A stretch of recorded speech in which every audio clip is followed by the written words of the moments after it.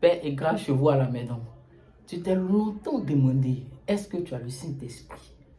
Ce soir, tu verras que si tu as le Saint-Esprit ou pas. Luc 4, à partir du verset 1. Jésus, rempli du Saint-Esprit, revient du Jourdain et il fut conduit par l'Esprit dans le désert. Jésus rempli du Saint-Esprit. Alléluia. Tu te demandes si tu as le Saint-Esprit, si tu es rempli du Saint-Esprit. Une chose à avoir le Saint-Esprit et une chose être rempli du Saint-Esprit.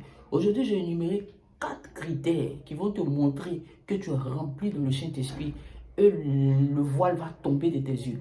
Premier critère pour savoir que tu es rempli du Saint-Esprit, tu aimes prier, tu aimes la communion du Père.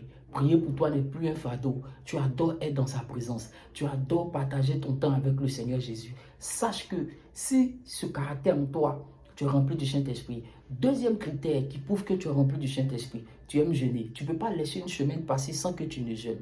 Que ce soit un jeûne à fruits, que ce soit un jeûne à eau. Tu aimes jeûner. Tu aimes jeûner.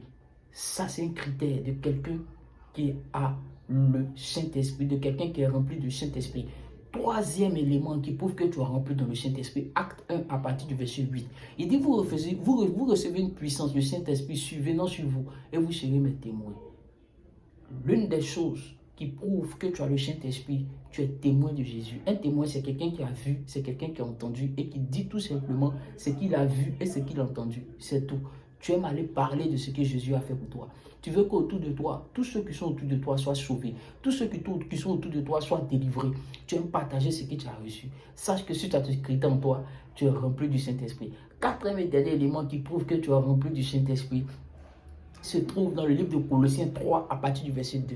La parole de Dieu déclare clairement: aspirez aux choses d'en haut et non à celles qui sont sur la terre. Celui qui est rempli du Saint-Esprit aime les choses d'en haut.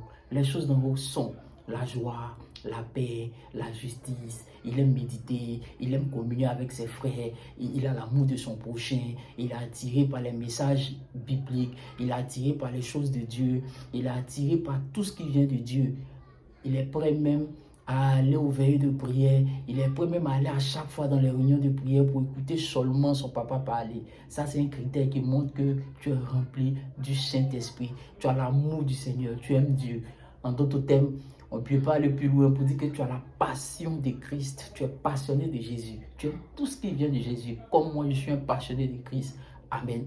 Si tu n'as pas ces 4 critères, prie le Seigneur afin qu'il mette cet amour dans ton cœur. Il mette tous ces critères dans ton cœur afin que tu puisses être rempli du Saint-Esprit. Je vous remercie dans le nom de Jésus. C'est votre frère, le frère Constant. Amen.